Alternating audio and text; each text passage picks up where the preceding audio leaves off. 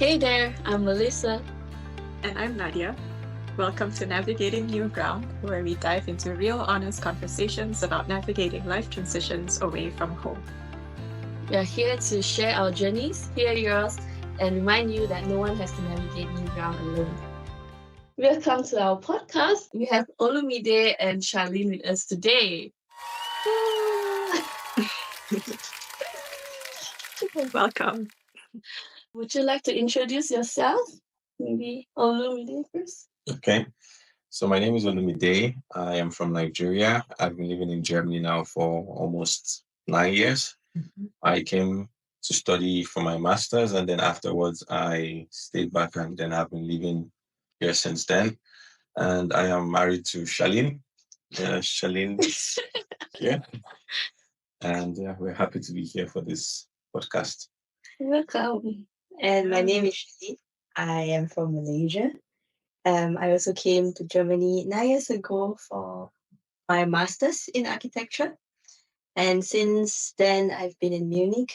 For the past 7 years now, I work in the construction field. And next year will be our 10th year in Germany. Time flies. And I'm also happy to be here. Nice. Thank you for being there. And that's also how we all met, actually, through the master's course. And 9 years later, we're still here. Yes. Yeah. I'm happy that we are all still here. So we don't have to be so alone. It's always nice to have really close friends nearby. Yeah. And today, what are we going to talk about, Nadia? So you guys have decided to talk about the topic of community and why it's important. Do you want to share with us a little bit about why this is something you're passionate about? Yeah. So as I mean, you already know, we met through masters in architecture in the SL 9 years ago, and we've been in Germany for almost 9 years now, and it hasn't always been easy, but I feel like community is what brought me through so far, and the encouragement that I've received is really one of the biggest driving factor that that I can say right now to this point of time.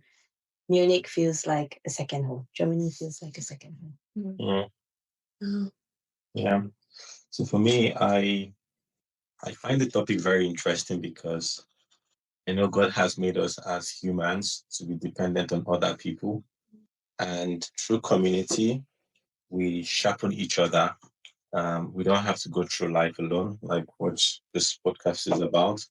And community is one of those tools or those platforms to allow us to navigate through this process easily.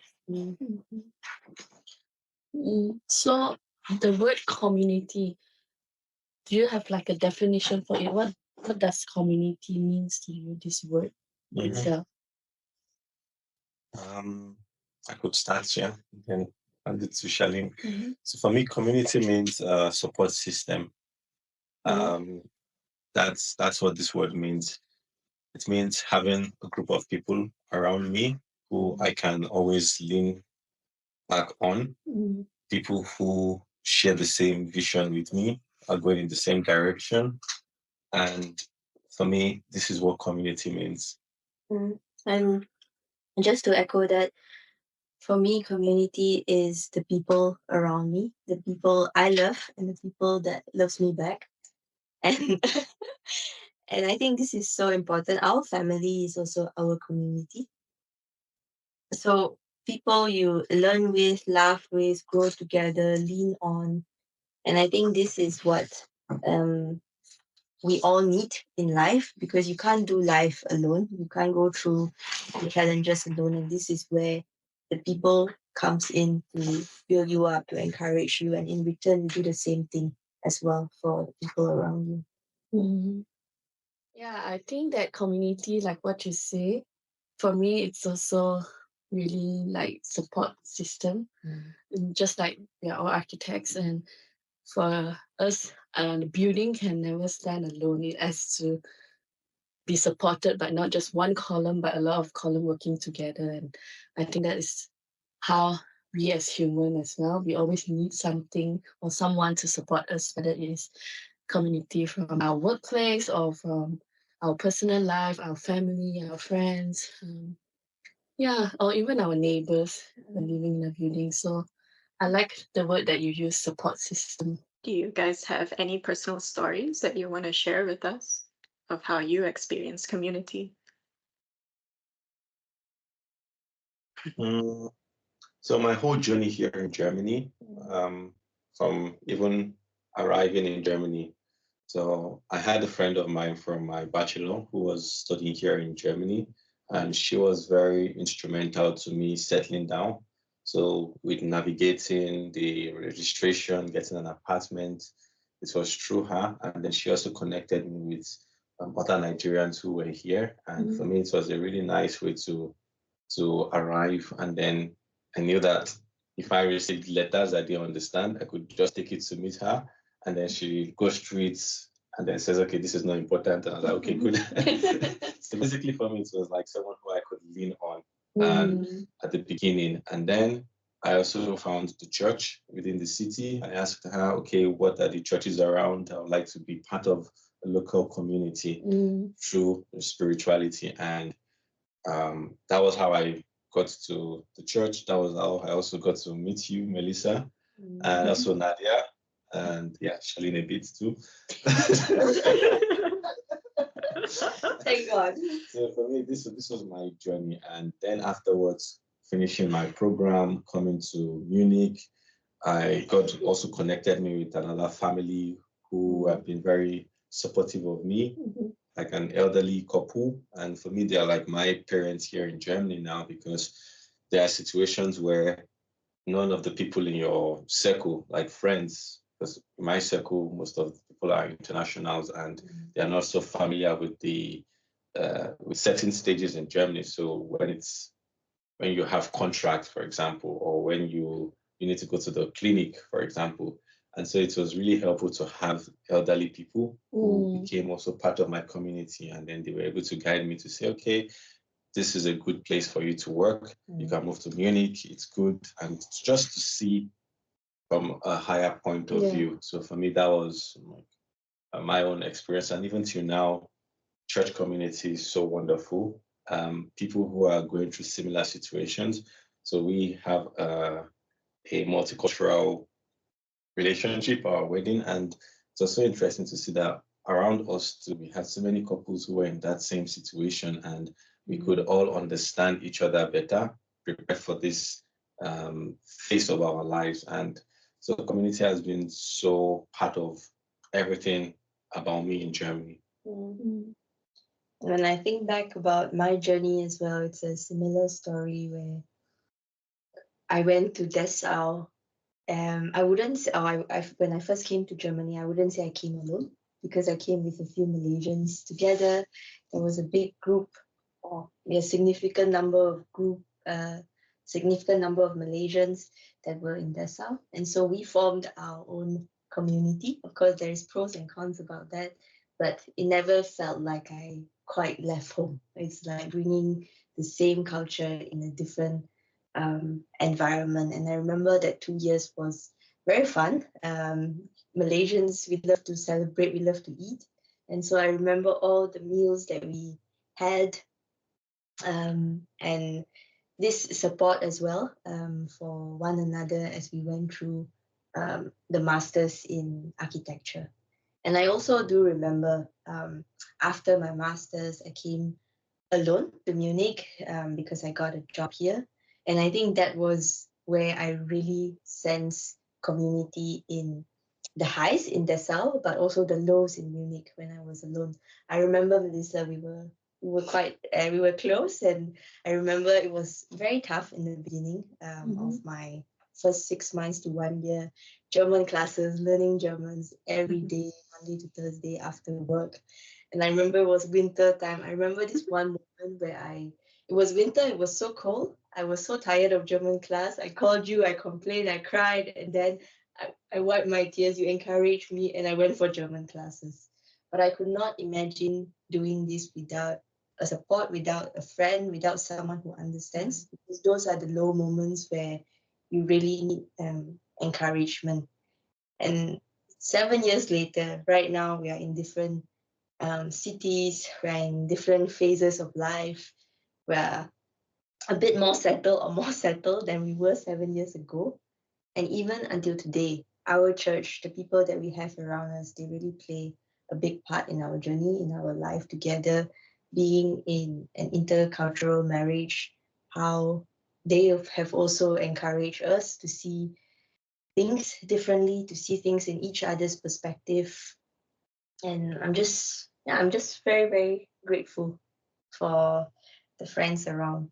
I would also just add on one more story.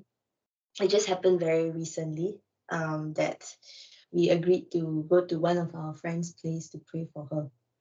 And that was the day where my dad's surgery did not, or it went well, but there was still a complication that I was very worried about. And I remember telling Olu, I don't feel like going.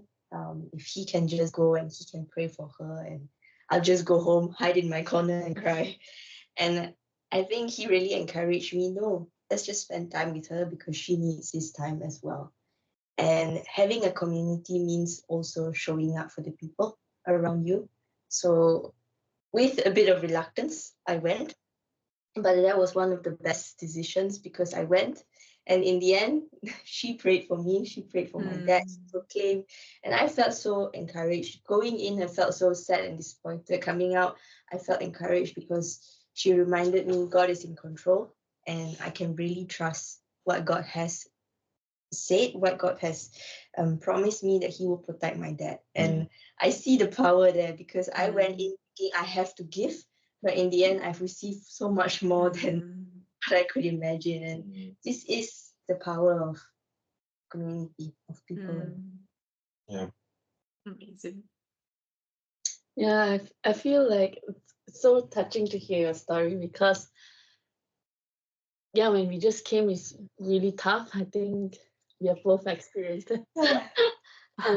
Especially, I remember there was one time you were at work and then it was during your lunch. And then you just walk out of your office and went to the park and sat down and called me. And I was still studying, so I could answer it anytime. Now you make me cry. Sorry. Yeah, but I remember that time you were sitting there. You were sitting there alone. You were sitting there alone and you were saying like, oh, I'm so alone in this city in Munich. You don't know anyone. You don't know where to go. You just want to talk to someone. And yeah, it's tough. And that was your 1 year. And then 1 year later, I came to Frankfurt all alone. And I was sitting alone along the riverside and I was calling you. And I was telling you, I'm looking at the ducks. And you told me that you bought a Google Mini so that you can talk to Google, and I bought a Google so I could talk to Google. That was our community at that time. But 7 years later, it's just so touching, especially last year during your birthday. We went to your place to celebrate your birthday, and it's really very touching to see how your community has grown so much. Yeah, there are like, even your wedding, there were people from all different areas of your life. And it's just so touched to see how you have grown so much as an individual. And I think it's because you also show up a lot in their lives that they also came to show up at your important days. And I think that's just something very strong and very touching to see how we all grow. Yeah. Okay. So something which you said, which is very important, is the mindset. We know that when we have a community, we serve each other. Yeah. And most times people come in with the mindset of, okay, everything needs to revolve around me. And with those kind of people, they get frustrated after a while because they feel like people are not taking them serious, people are not there for them and all of that. But the mindset needs to be different, because if you go in with that mindset, then you will always see reasons why people, you feel like, okay, these people are not worth your time, you need to go to somewhere else.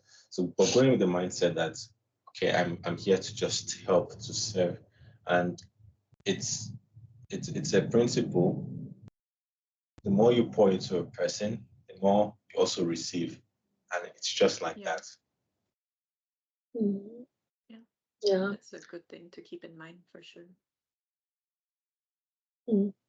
So we just talk about how difficult it is to come to a new place. I think a lot of expats could relate to this. But imagine now we are back to that day. That day we just arrived to a new city or a new country, a totally new culture. Where do we start? I'm all alone now. How did you start? Maybe we could reflect a bit Mm. and think. So if someone is going through this right now, how could we Yeah. suggest them to do? People. Yeah, I think so. If I can go back and like tell Charlene 7 years ago, like when she was sitting by the park looking at the dogs running, and she was sitting alone at the bench during lunchtime, I would really say building a community takes time, and you need patience. You don't get close friends, best friends from day one, because you need to invest time, you need to invest love, you need to invest your energy. And I think, like what Olu say, one thing is key there. A lot of people go into friendships expecting to receive. And yes, I think a healthy friendships, you give, you receive, but giving is what I think on each person's end, if they think like, okay, I give out of love, this friendship is strong. If you're just receiving, then it will not be healthy, will not be sustainable here. So growing your community takes time. There will be moments where in the beginning where you feel lonely, but this, just remind yourself, it's a normal process. You will meet good people, and when you meet good people, know how to recognize them, know how to cherish, know who you spend time with, to encourage, to build up, to share life together. I think this recognizing these people are also important. And I think one thing, so I found my community initially through many different activities, because I was alone in the city. I even went for Olu's German class dinner because I really wanted to meet friends. I was so desperate there. Olu, please invite me to your dinner. No, actually, he invited me. And I did sports as well. I met people through the different languages that I learned. But I would say my lasting relationships came from the church, simply because we share the same values. We know that there is a deeper meaning behind life, there is a deeper purpose, there is an understanding that comes from God's word, and this is what we encourage one another with. And I think friendships, you can share, like, it's so beautiful to share good times, high times together, but also know that it's usually through the deeper moments or the lower moments where you can see the strength, the friendship. When you go through each low moments together and come out of it, you come out of it stronger. Yeah. Yeah. So for me, I will just reflect on my arrival in Germany. So I think for everyone who is, starting life in a new place, it's always easy when you start from a familiar environment. So most people would go and find groups on Facebook of the Nigerians living in Munich or Malaysians living in Stuttgart, and that's always like the first place, and which is good. And right now, I think of two kinds of communities. I think of the primary community and the secondary community. The primary is like the one you really feel comfortable being in. Like you want to know the things that Malaysians find interesting, where you can find good food around, or how you can maybe change money. Things that other people are going through, common challenges. But then it's good not to stay in that place forever. I think it's healthy for you to transition from that primary community and create for yourself a new community, which is you interacting with the people around you, because it's very important to understand the culture you live in and find a way to understand the people, to speak their language, and then that now becomes your primary community. And for us now, primary community is our church. For me, I have a lot of friends that you would wonder, oh, do you actually have Nigerian friends? Of course, I have Nigerian friends, but I also have a lot of international friends, and that's because I am in a church which is very international, and I went to an international school, and through that, I also made very good friendships with people. And so for me now, my primary community, it's the church environment and all the people I've learned through the church. And the Nigerian community for me is like my secondary community. There I can always, it's very easy for me to come into that space, move around, help people, bring them into this community. Because in the end, God didn't make us to just be in our own bubble of our countries. This idea of countries, it's something that came through man's, transition and greed and everything. And now we have nations. But in the end, we are all the children of God. And in every culture, in every community, there are things that are valuable, things that you can learn from, and things that you can also, you realize that, okay, this is not good. I need to drop this. And then you become a person that is, how will I put it?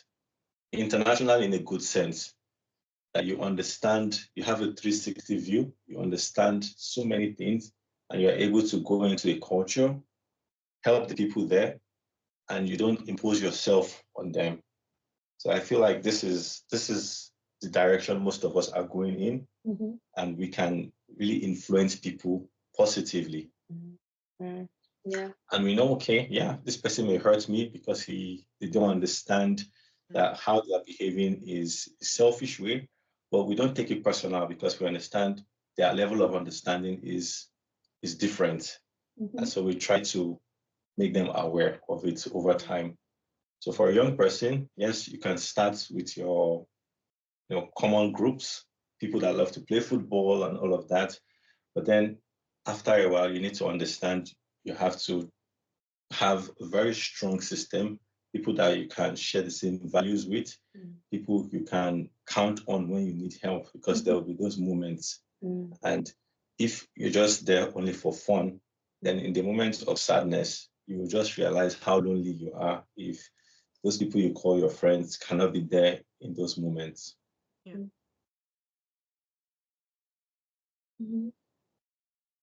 And you, Melissa, any reflections on how you would start community? Now that I think of it, when I came to Dessau, it was not so difficult because we have a huge group of Malaysians there, and all the seniors sort of let us in. My first party was your birthday party in Dessau, and I don't even know you, and there were 30 over people that I could meet already on the first night. But coming to Frankfurt alone was the very first time where I do not know where to start. I really wanted to move to Munich that time, and my hope was that I could find a job in Munich. But then now that I reflect back, I really see why God brought me here to Frankfurt alone. Because if I were to join you in Munich, I would have joined your community. And that's not a community that I built on my own based on my likes or my relationship, but it's all your friends, your church, your relationship. Of course, naturally, they will slowly fall into my friends category. But yeah, like I mentioned, it's not through my really honest liking or even how I navigate. But coming to Frankfurt, I really started from zero.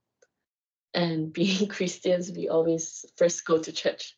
So that was the first community that I managed to find. But slowly moving on, I wanted to know more locals as well. So, like you say, I went onto Facebook and I realized I knew that there's international it's called Girl Gone International, Girls Gone International, and there's Girl Gone International Frankfurt, Girls Gone International Australia, Girls Gone International, every different city. Yeah, so I joined the one in Frankfurt, and there were so many different activities. So I think for females, it's always good. We have this kind of community, and maybe for guys, you said like football is a very easy way. Coming here, social media helps as well. But slowly as well, it really depends. In the end, the groups, I don't know how to say, they always say like birds of the same feather flock together. And naturally, we will still fall back into the same group depending on your values, your hobbies, or your interest in. Slowly, we'll find the group that is suitable. But one thing that we really have to do on our side is really go out there and put ourselves out there. Staying at home is no one will come and knock on my door and say, hey, do you want to be friends with me? It's really me going and joining different sessions. Like I saw the Facebook group, they are asking anyone wants to come out for brunch. And I have to take the effort to go out and meet all the strangers. But one thing always comforts me is to think that I'm not the only one who's feeling this awkward. Appearing there in that restaurant, seeing the 15 girls, some are talking to each other, some are also quiet. And one approach that I always take is for me to feel comfortable speaking in the beginning is I always approach the quiet ones. That's at least my little secret trick for myself to feel comfortable talking to people. Hence, that's how I start to make conversations. And even in church, I feel it's sometimes difficult to approach when it seems like everyone already have their own groups.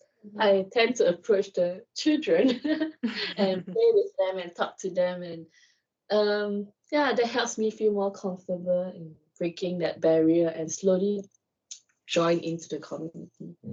Yeah.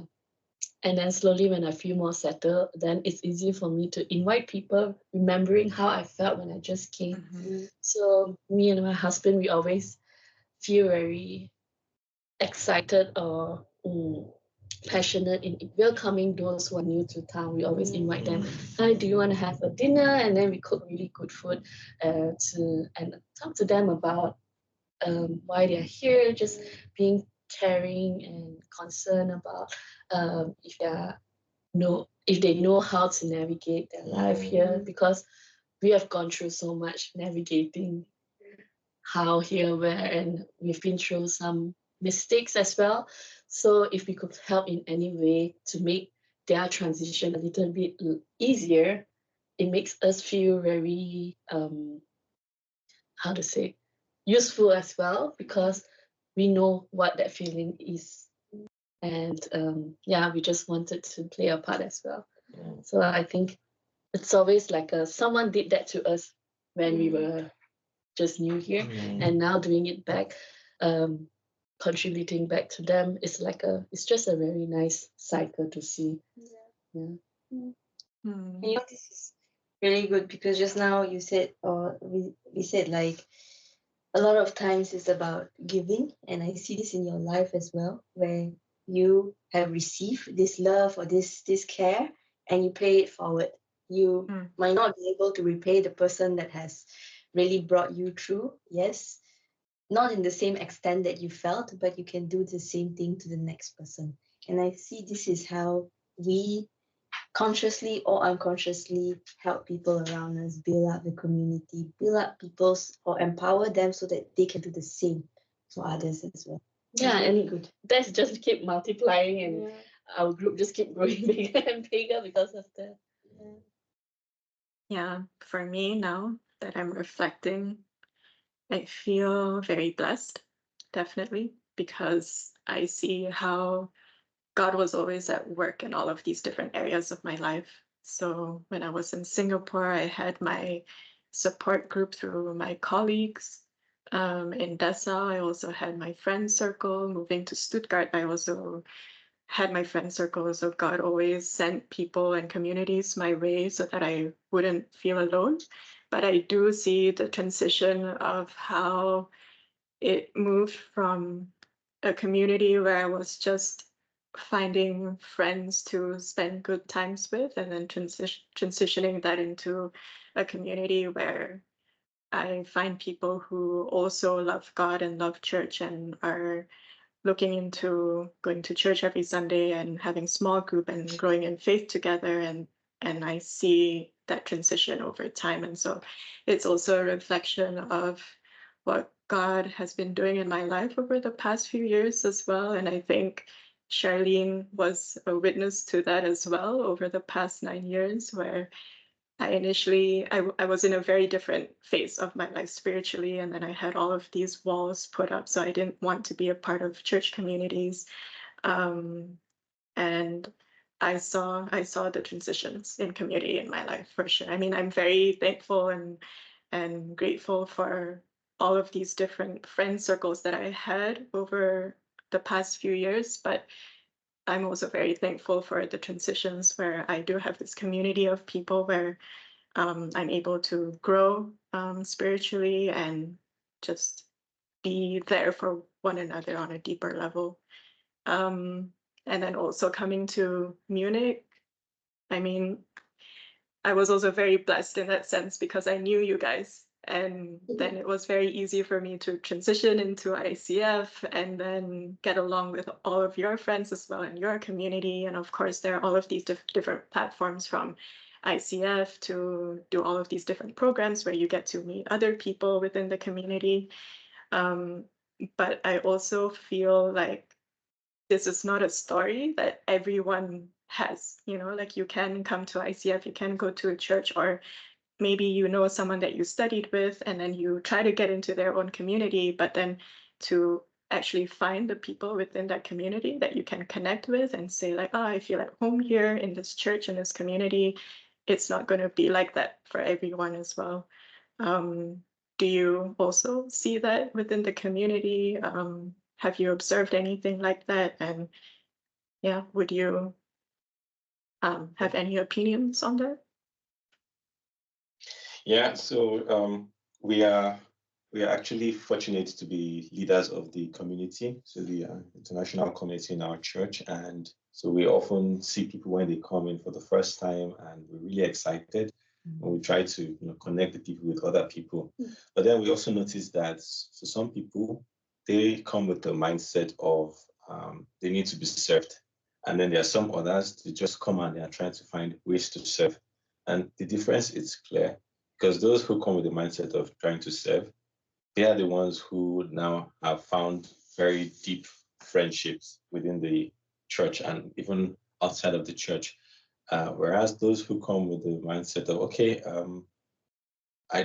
people need to, question things. They question a lot of things and they're like, yeah, how come we don't have this? How come we don't have this? And in the end, instead of taking the initiative to start, then they feel like, okay, they made the effort and then they leave. So people struggle, and I think it's because of the mindset. And some people think it happens quick, that they should be able to find a community and integrate so quick, but it actually takes time, especially being in a community or in a country like Germany, where for a lot of people, you need to spend time with them before you can become so close to them.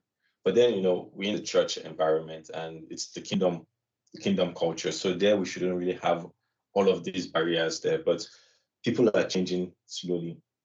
And for us, I would say it took time before we also were also able to find our community. We had to participate in some of the discipleship programs, and then we were meeting for this program like 10 weeks straight. And in the process, you're seeing the same set of people. So these people became for us the first community we had in the church. And interestingly, some of them became Charlene's housemates, like in the future. And through that relationship, we've also, for me, I've become close to a lot of other people that were mutual friends of some of these people. And it just shows that time is required, and some people don't understand this aspect. For us, it took more than 1 year before we could have this community. Now we have a lot of people that we are friends with, a lot of people that know us, but we shared time together, life together at some point over the last 9 years. For some of them, we were constantly seeing for maybe a program that lasted 6 weeks. And afterwards, we didn't really spend so much time, but whenever we saw each other, we would greet. And then from there, you would meet a mutual friend that knows this person. So everything, I would say, they were like seeds that were planted, and it took time for it to grow. So for those who are facing struggles, it's normal, but the mindset is you have to come with an understanding that it takes time to build relationships, and then you need to invest by spending time by serving people, serving in areas where help is needed. And through that, you come in contact with other people who you may have interest with or you may not, but yeah, something just develops from there. And I like this analogy of planting like the seed, because indeed, either growing, with the case of growing friendships or growing community, takes time. And I know we live in such a fast-paced world where we want everything to be fast, but I think the encouragement is to be constant, stay in it, make up your mind and just stay put for the next period of time. Like what Olu said, it wasn't like when we went to church immediately we felt like welcome, and then we found friends, and then we found like what we have now. No, it was also going unnoticed for, I don't know, 1 month, and then joining programs there. And then even then, in church we have things called small group, or like a group called small group where we meet regularly. It wasn't so for us as well. We couldn't find one for a very long period of time. And then I was just thinking, okay, if I can't find one now, what can I do? And so I decided to surf in where I can surf, and eventually start one myself because I see the need. I feel like, okay, people can come together, we can share life together. And so you initiate something. And I think it is like that with for example, just now, Nadia, you said in the church context, not everyone finds it easy to find a community. Of course, there is the factor of personality, how well you click with one another or not, but also you can be the change as well. You can make an impact. You can start something as well. You know you want friends, then initiate lunch, initiate groups, initiate meetup, and believe it or not, a lot of people are longing for this, like someone to start something. And the encouragement to everyone listening is, if you are looking for this, then you can also be the one that is starting this change. I used to have this tradition. It just so happens like that, and then this tradition gives me like it's like an analogy. When I moved to a new city, I would eat an avocado, and then I would take the avocado seed and plant it. And before it, I don't know if you have planted avocado before. And I really like this analogy because the avocado plant, when you eat the fruit, then there's left the seed. And there's one way is you put 3 toothpicks on the avocado, and then you put the bottom of it into water. And then you just put it somewhere near, not quite under the sun, but somewhere near the window, and just leave it there. And for few months, you keep changing the water and just keep doing it. You keep changing water and changing water and changing water. And the avocado seed looks like it has no changes at all. No changes. It's just there, just like it is a few months ago. But honestly, inside, it's happening a lot of things inside. It's changing the avocado. Internally, it's trying to grow root. And all of a sudden, maybe 2 months or 3 months later, depending on your environment, how warm it is, you will slowly see that suddenly there's a root starting to form, the root. And it will start growing into the water. And then one day, out of nowhere, you will see that a sprout has come out, and then the leaf will start to grow. And even that takes time. But for the first few months, you actually see nothing. And some people, I think this is how it's very relatable to me as building your root in a new place, is because for the few months, it's the toughest. But you have to keep doing it. You have to keep changing the water, keep watering it, keep going out, putting out in the sun, just like how you're putting yourself out there, approaching people. It may seem like there's no difference, no improvement, nothing has changed. But everything is changing inside. Your perspective is changing inside. You are learning more about other people. You are learning more about the culture here, about the local, where's everything are, and what to do when, to do what. And then suddenly your root starts to build and go into this community, and it reaches out more and more and spread out more and more. Yeah, so when I moved to Frankfurt, I planted another avocado, and it started growing and growing and growing. But when I go back to Malaysia for a holiday and I didn't water it, and then the plant died for the period of time that I didn't water it, then it died. I think this is just like how relationship is. If you are here and you didn't water the relationships back home, when they are going through tough times, you are not there. But I think there's also ways to reach out to them, like always call them or text them from time to time. There's so many different ways to water and continue to maintain the relationship wherever you are. I think it's, in the end, it's about the heart. Yeah. I love the analogy. You can try planting an avocado. I've seen this avocado in the south. Yeah, but we talk so much about churches, in our relationship. What about Nadia mentioned that she's very blessed to be able to join your churches, but in churches itself, it's not so easy. Sometimes it's also not easy for everyone to find, like you say, if they come with a different mindset.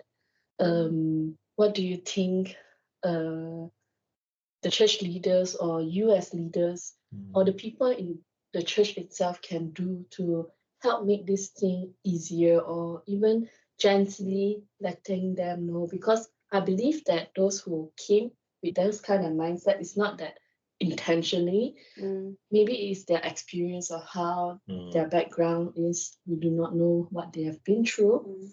How can we play a part in this, or even what are your thoughts about that? So in this aspect, I think it begins with leaders emphasizing the importance of service. Service, because this is key. Everyone has to come with the mindset that I want to serve people. I want to serve God. And through service, you get to meet people. You get to spend time with people. And the church or the leaders need to create avenues for people to be able to serve. Because if this is not available, then if people just come in and go, they don't have the opportunity to interact with other people. And that aspect is important. And also to create atmosphere, environments, programs to allow people to come together, especially in Germany, where it's very hard for a lot of people to go deep in conversations. So you need to create possibilities for people to come together and make them aware that you need to come out of your own bubble and say things like, okay, speak to someone you've not spoken to before. It's not comfortable, but through this process, it becomes normal after a while. Okay, this person is, I don't know the person, I can try to know the person. Something you said this morning during breakfast, which was interesting, is a lot of times we assume that, it's only international people that have difficulty in relating with other people.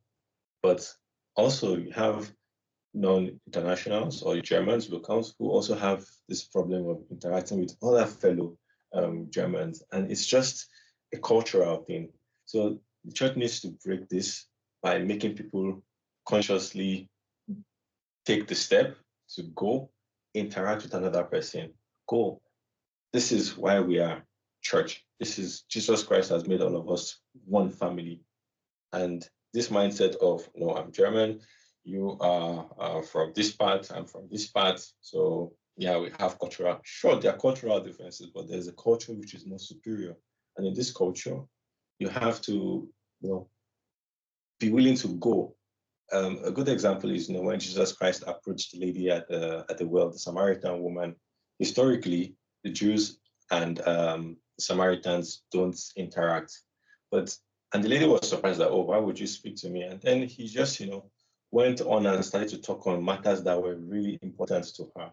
So in the end, irrespective of where you come from, there are still topics that touch you as much as they touch me. And through this atmosphere, through this environment, it's possible to go in this conversation. Yes, the church also would need to guide, sort of create and create teachings that make people aware of this. Because when you're dealing with different cultures, you also need to understand how to be competent in this area. Because some things that people may say without really thinking too much about it could be very offensive to the other person. So you create the atmosphere, but you also make the people aware of how to speak with love, how to not how to be very sensitive, but not make them too sensitive. So it comes with wisdom, but it's doable. And so once this is emphasized, you need to serve, you need to be open to meeting people, and it's okay to make mistake, yeah? It's okay. Some people are very extroverted, they can say things, make jokes. You don't have to be like them, yeah? It's okay to make mistakes, and you learn through the process, yeah? And so for us, what we do, because the good question is wanting to say what the people can do. We are also part of the leaders. So what we try to do is we try to create opportunities for people to gather through events, and then we notice people who are not speaking. We go and meet them and try to talk with them. Sometimes we meet people who are maybe awkward in some of the way they behave, but you just show them love. You just give them the attention and just try to understand them. Sometimes it's painful because you feel like sometimes people may disrespect you, but okay, this may be the cross I need to carry so that this person can grow, and you do it. And some people could take you for granted, but it's fine. You do it because you're not doing it for this. You're doing it unto God, not for the people. And so this is the mindset. So it's not easy, but it makes a lot of difference when it's coming from above.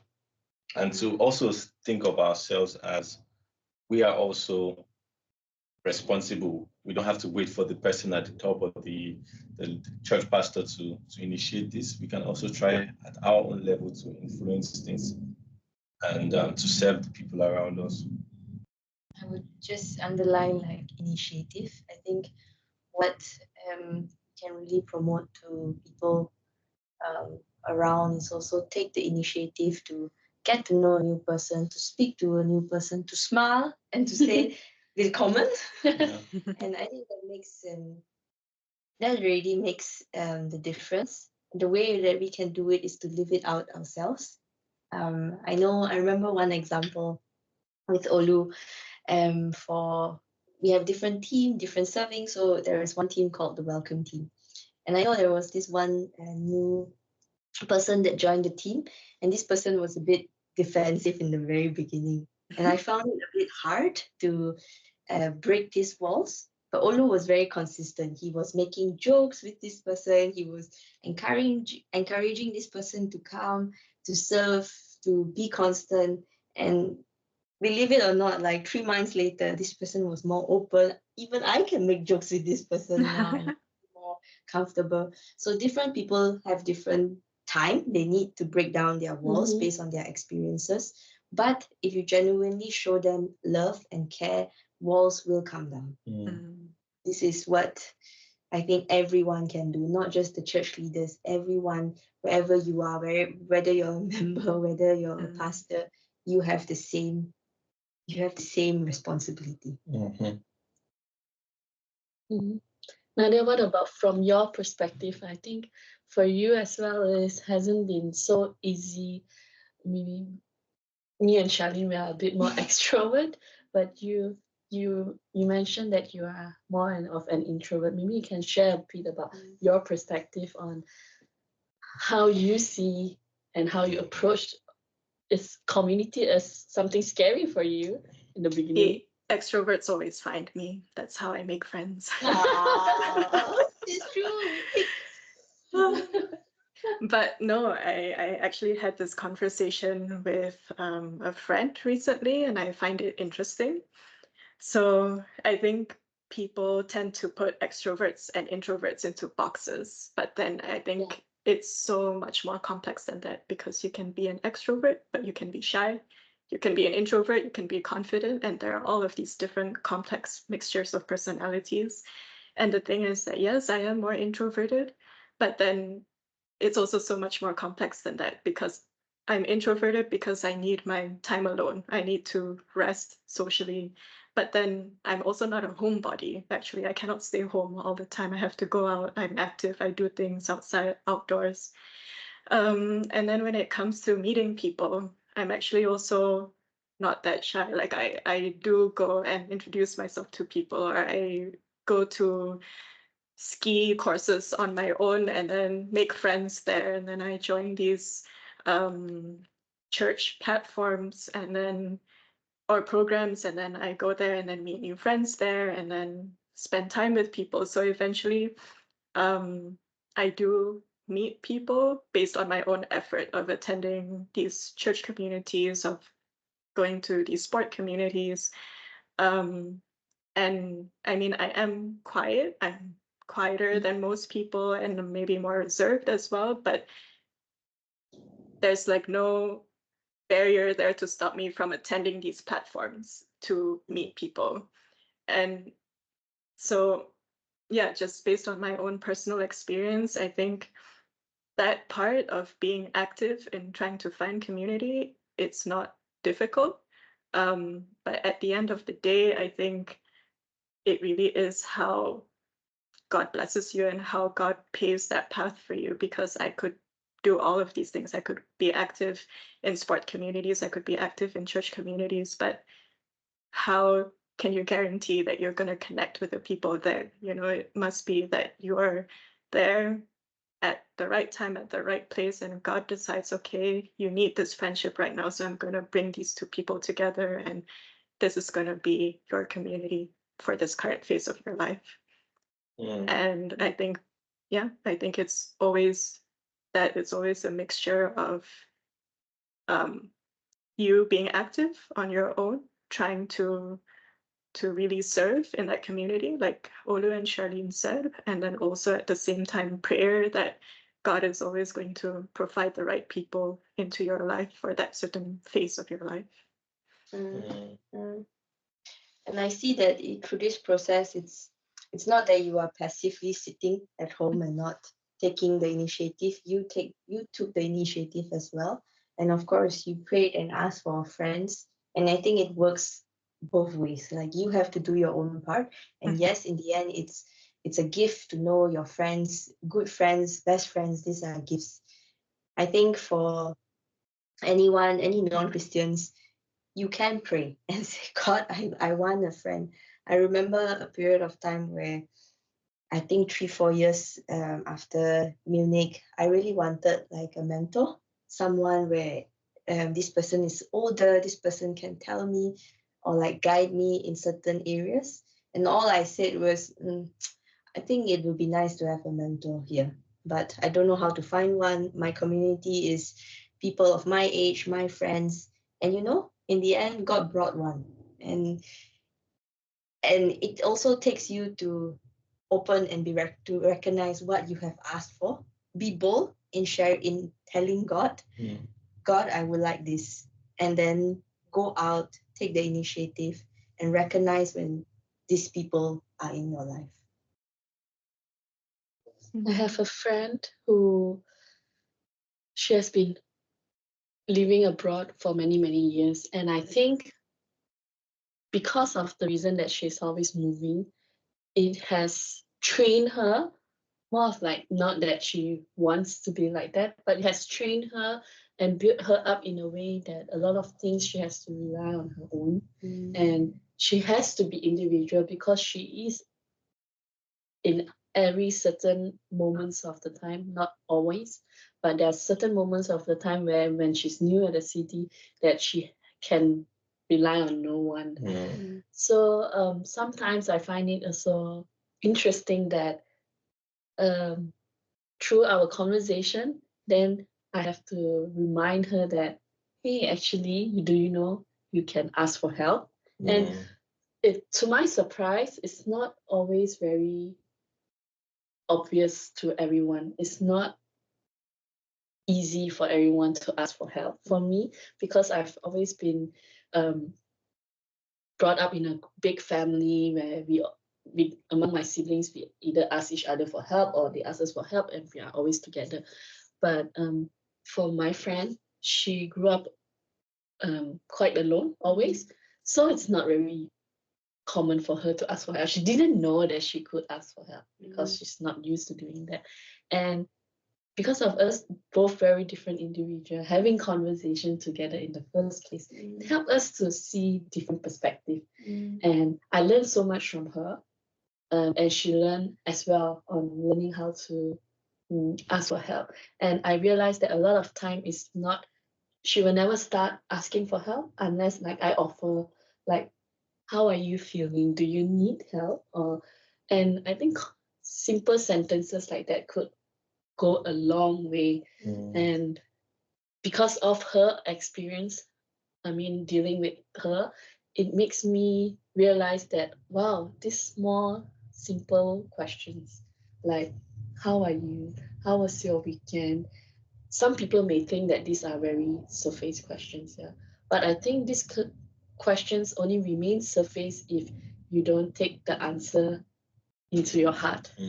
But if we really put our heart into listening to their answers when they explain it and even find out more about it, I think simple surface questions like this can bring a relationship goes even deeper and then even form communities and go deeper into their lives. So that's to respond for what you say. Like, I think that suddenly reminds me of this friend. Yeah. And I think to wrap up, do you guys have any thoughts on how you want to see communities develop into the future? Like, what is your vision?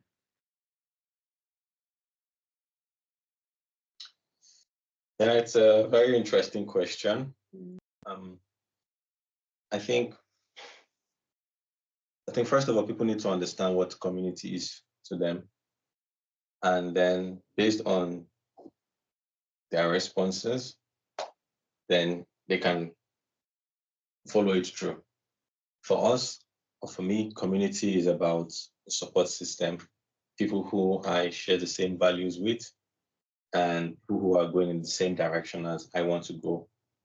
So I then have to look around the different social media platforms we have and find, okay, which one caters to these needs. For me, I'm not so active on social media. I currently I'm on Instagram, and there I also have people that I follow from a long time ago. But at the same time, I have people who I value, people who, for me, they are going in the direction I want to go, and I am edified by the things they post. So when I follow this kind of people, then the algorithm then brings other people who are similar. Yeah. So there, I know it's not so easy. One has to be very mindful not to fall in the the trap there of then you see other things and then your mind goes away. But in the same direction, also on Twitter, you have people who you aspire to be like, people who you emulate in certain ways. Then you can also have these people there, and you see the idea is not to idolize them, but just to understand, how they think, because you're sharpened by the people you surround yourself with, and at the same time, the things you see, they influence you. And a lot of times, or more than ever before, we are influenced in ways that we never even imagined. You could be here in your house, but you are influenced by someone who lives on another continent, the way the person lives their life. So it's just to understand what exactly is community for you, what are the platforms available that can help you there. And there was a time when I was very active on Quora. So Quora is a platform where people ask questions, and I found it very interesting because there you had a lot of scientists, a lot of professionals working who were answering important questions of life or subjects and just things that would just cross your mind. Because for me, I like to think, I'm very rational. And there I found a lot of people who were answering questions that were very fundamental. And I found, okay, this is a good platform. I'm not as active as I used to be there. It was during a part of my life. And right now, I surround myself with some very some teachers, I would say like spiritual teachers, like pastors, and I listen to what they say.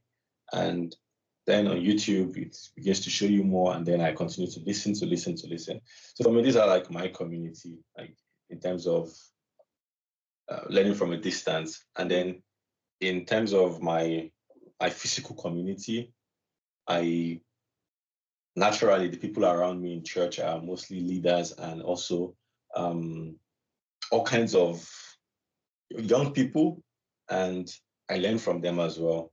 So basically just positioning myself in a way that I am moving in the direction I want to go.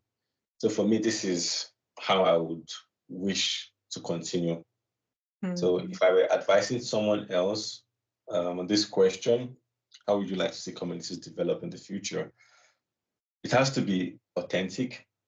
It has to, people need to understand that it's not just for happy moments. You also need to be there for sad moments. There would always be trying moments for everyone in this life. And if a community cannot help you in those down moments, then you need to think about it. Yeah, because we are not meant to go through this kind of moments alone.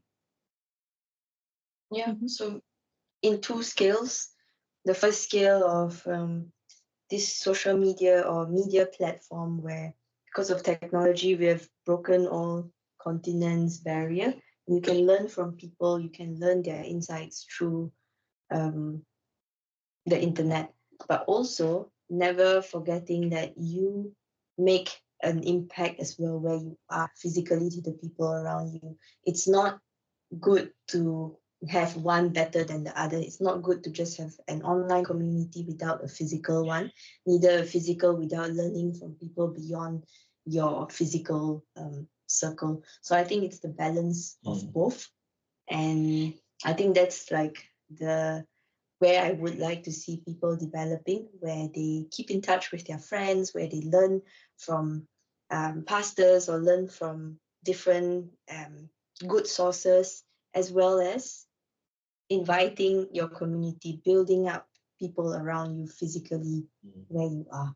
And if everyone does that, I think really so much impact can be made no matter where we go, in Germany, in Malaysia, in Nigeria, in Hong Kong. Colombia.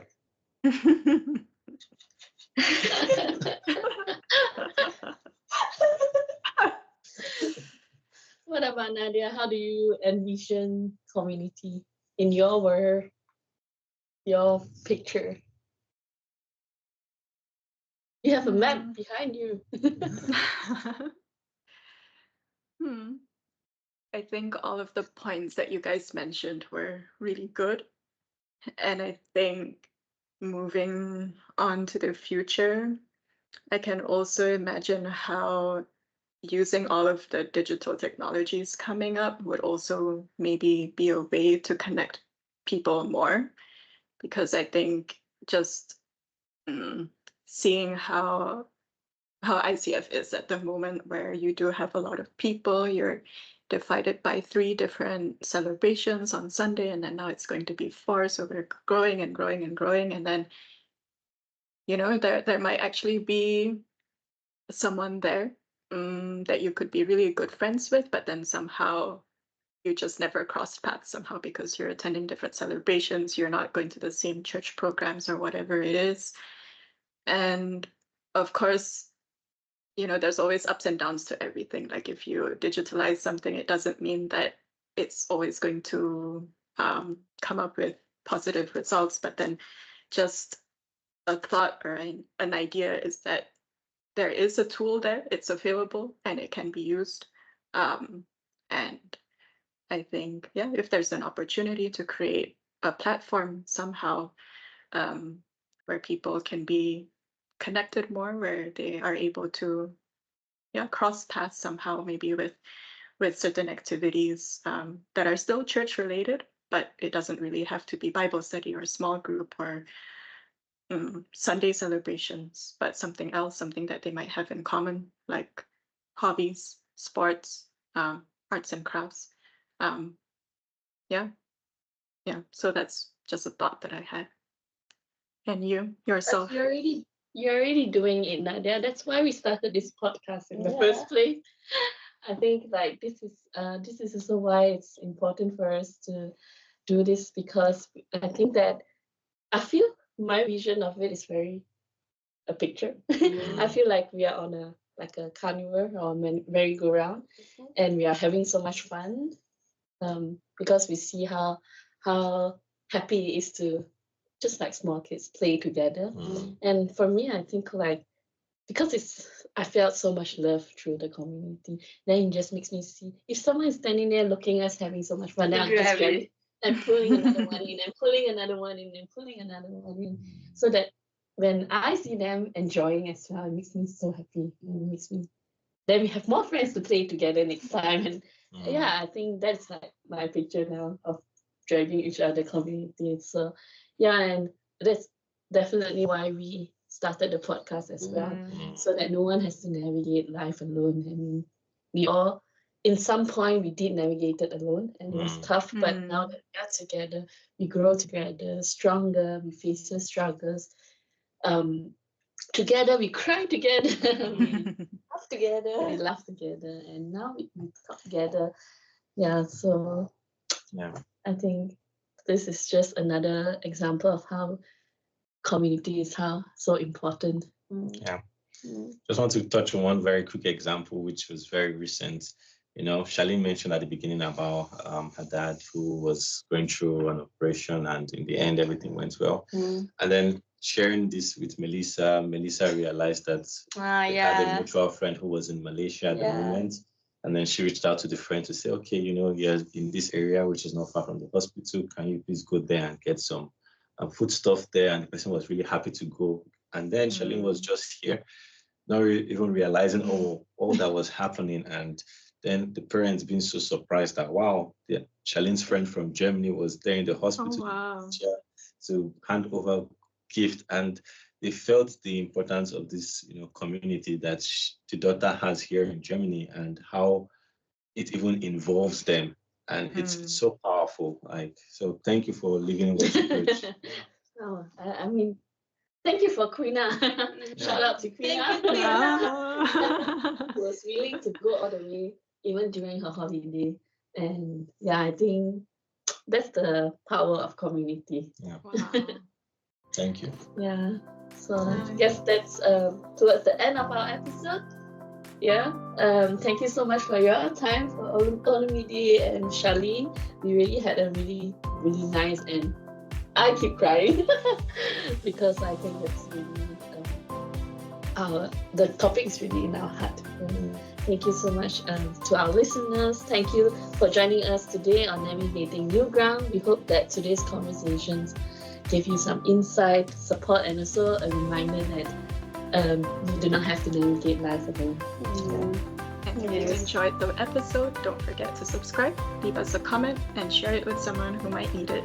You can find and follow us on Spotify, Instagram, and Apple Podcasts, and YouTube. Until next time, take care. Until next time. Thanks for inviting us. Bye. Bye. Bye.